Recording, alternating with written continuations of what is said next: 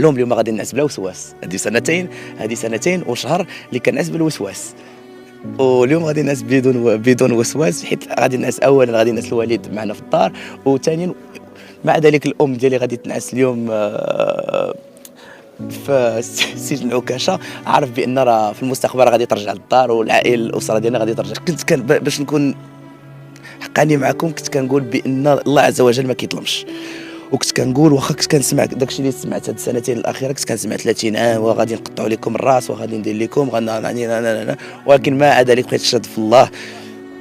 وفي الاخير كما كتشوفوا راه كان الله باغي نشكر القضاء المغربي، حيت كانت بصح ماشي باش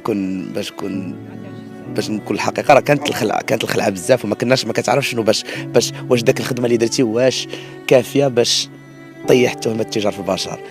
ولكن مع ذلك كاع داك المجهود اللي درنا انا والمحامون والاب ديالي والخوت ديالي، انتم كتشوفوا النتيجه.